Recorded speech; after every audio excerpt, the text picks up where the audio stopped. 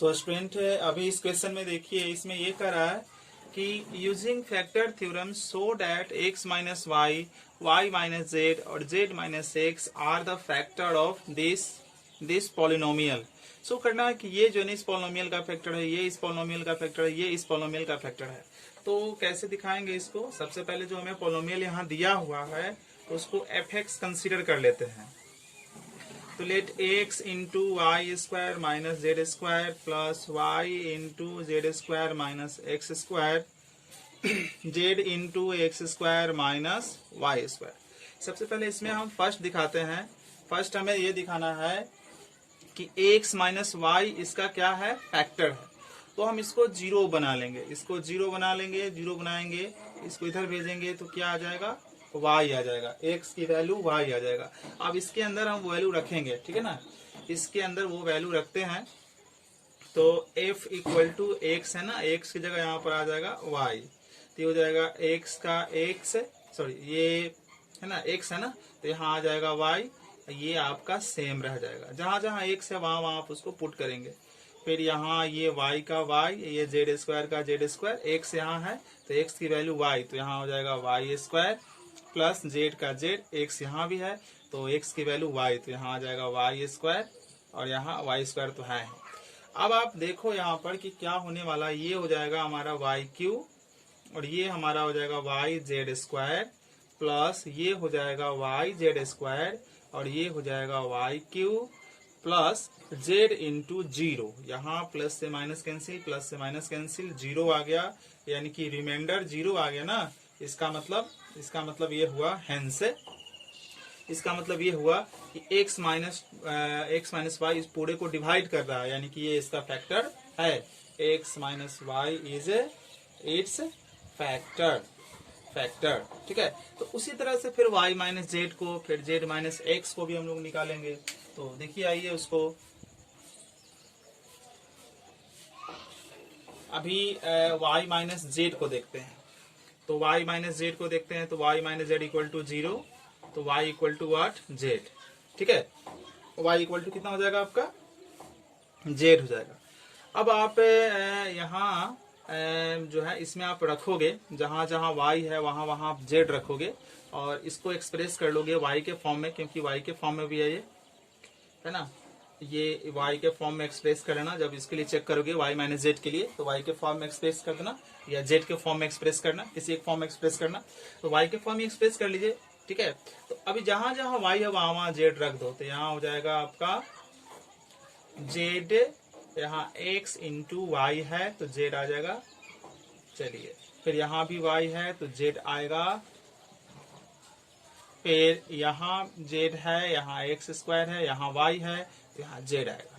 तो अब आप देखो यहाँ पर कि x इंटू ये जीरो हो जाएगा, ये z के पावर 3, ये आपका z x square plus z x square, फिर यहाँ पर z के पावर 3, ये सभी कट जाएंगे। तो यहाँ एफ जेड की वैल्यू जीरो आ जाती है। इसका मतलब y माइनस जेड भी इट्स फैक्टर, ये भी उसका फैक्टर हुआ।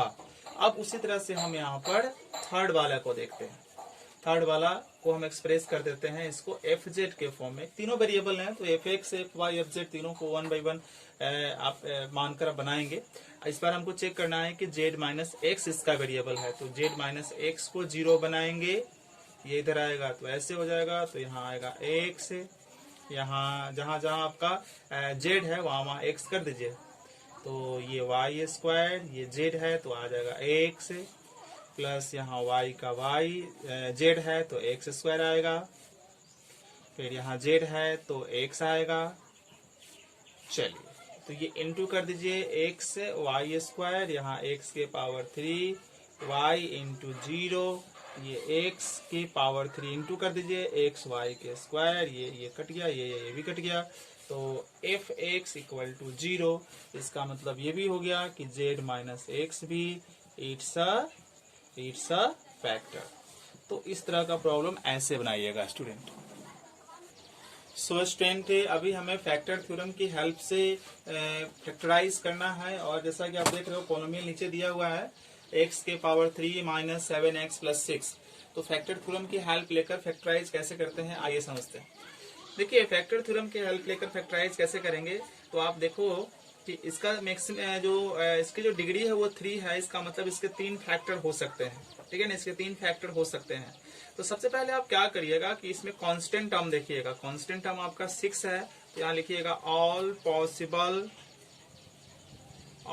पॉसिबल फैक्टर ऑफ 6 का सभी फैक्टर्स पता कर लीजिए। 6 किस किस से कटेगा, यानी कि 6 प्लस 1 माइनस 1, प्लस 1 से भी कट जाएगा, माइनस 1 से भी कट जाएगा, डिवाइड हो जाएगा, प्लस 2 माइनस 2 से भी हो जाएगा, प्लस 3 माइनस 3 से भी होगा, प्लस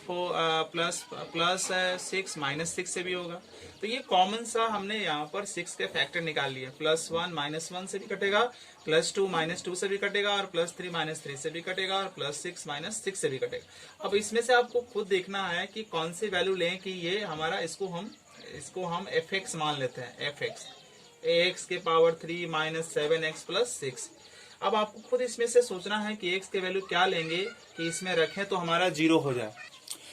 तो ये जो यहाँ पर दिया रहेगा पोलोमियल, उसको fx मान लीजिएगा, और इसमें x की वैल्यू इसमें से हम चुनेंगे और इसके अंदर रखेंगे और देखेंगे कि 0 कब हो रहा है, किस वैल्यू के लिए पूरा 0 बन जा रहा है। तो अगर हम x की वैल्यू यहाँ पर इसमें से ले लेते हैं, क्या x की वैल्यू 1 ले लेते हैं, ठीक है।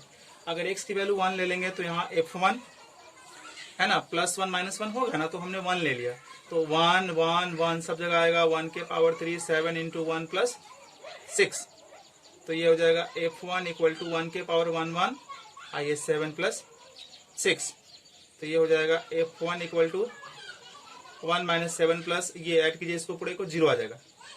इसका मतलब ये हो गया कि देखिए हमने क्या वैल्यू रखा है, x प्लस 1 लिया है ना, तो 1 को इधर लेकर आइए, तो ये हो जाएगा x minus 1 is a factor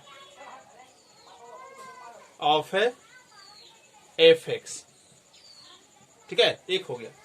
चलिए दूसरी चीज, फिर यहाँ से हम एक और वैल्यू यहाँ लेते हैं और एक और वैल्यू लेकर यहाँ पर रखते हैं। जैसे हम x का वैल्यू यहाँ पर ले लेते हैं 2, तो जब x की वैल्यू 2 ले लेंगे तो f2 हो जाएगा हमारा 2, यहाँ भी 2 के पावर 3 7 इंटू 2 प्लस 6, तो ये हो जाएगा f2 8 माइनस 14 प्लस 6, ये हो जाएगा f2 इक्वल टू 14 माइनस 14, तो f2 इक्वल टू 0। चलिए इसका मतलब ये भी हो गया कि ये 2 किधर भेज दीजिए, x minus 2 is a factor of fx। तो 2 फैक्टर तो हमें मिल गए, एक फैक्टर हमारा x माइनस 1 आया, दूसरा फैक्टर हमारा x माइनस 2 आया, और इसका मैक्सिमम पावर 3 है, तो इसका मतलब इसका 3 फैक्टर होगा। तो एक और सोचते हैं वैल्यू, इसमें से देखते हैं कि और कोई रखने पर क्या आ रहा है। चलिए हाँ, एक चीज और यहाँ आ जाएगा, आप देख लीजिएगा कि अगर हम यहाँ पर रखते हैं वैल्यू, यहाँ x की जगह रखते हैं 3, तो f3, तो 3 के पावर 3 7 इंटू 3, तो शायद 3 रखने पर वैल्यू नहीं हो, -3 रखना ही पड़ेगा, -3, यहाँ भी -3 रखोगे तो शायद वैल्यू 0 हो जाएगा। देखते हैं, आइए चेक करिए। तो -3 के पावर 3 7 इंटू -3 प्लस 6, राइट। चलो तो ये तुम्हारा हो जाएगा f माइनस 3, ये 27 -27 plus 21 plus 6, f minus 3 equal to -27 plus 27 equal to 0। So student हमें यहाँ पर इसको इधर लेकर आओगे तो ये -3 है, तो यहाँ +3 बन जाएगा, तो x plus 3 is also a factor, तो इस तरह से हमने इसके 3 फैक्टर निकाल लिए। अब हम इसको लिखेंगे इस तरह से, इसको हम इस तरह से लिखेंगे, ठीक है। हम इसको इस तरह से लिखेंगे कि हमारे पास जो पोलोमियल था, इतना करने के बाद x के पावर 3 माइनस 7x प्लस 6, इसका पहला फैक्टर x माइनस 1, दूसरा फैक्टर x माइनस 2, और third factor x plus 3। x plus 3 था इसका थर्ड फैक्टर, राइट। इसका थर्ड फैक्टर जो था वो x प्लस 3 था। अब जो है क्या करना है, और आगे लेना है कांस्टेंट खुद से, ठीक है ना, ये खुद से ऐसा कर लेना है और इक्वेशन 1 मान लेना है। अब यहाँ क्या करोगे, यहाँ एक काम करोगे आप, यहाँ लिखोगे पुटिंग x इक्वल टू 0, ये रूल है और ये भी रूल है, के मान लेना है और यहाँ x की जगह 0 हमेशा रखना है। तो x की जगह 0 रखो तो यहाँ हो जाएगा 0 के पावर 3, 7 इंटू 0 प्लस 6, यहाँ हो जाएगा k, 0 माइनस 1, 0 माइनस 2, 0 प्लस 3, तो ये पूरा का पूरा यहाँ 6 ओनली बच जाएगा। k इंटू माइनस 1 यहाँ बचेगा, यहाँ माइनस 2 बच जाएगा, यहाँ 3 बच जाएगा, तो यहाँ 6 यहाँ भी आएगा 6, ये कट गया, k का वैल्यू कितना आ गया 1 आ गया। अब इसमें लिख दो यहाँ पर फाइनली, यहाँ देखो x के power 3 minus 7x plus 6 k, तो k की जगह 1 कर दो, 1 x minus 1 x minus 2 x plus 3, तो ये 1 लिखने की कोई जरूरत नहीं है, सीधे बस ये लिखेंगे। अगर यहाँ 2 होता तो सही यही आंसर हो जाता, तो 1 है तो 1 लिखने की कोई जरूरत है नहीं, 1 तो छिपा हुआ है ही, ये हमारा फैक्टर निकल कर आ गया स्टूडेंट। तो वो आपको फैक्टर थ्योरम से किस तरह से फैक्टर निकालते हैं वो मैंने आपको बता दिया।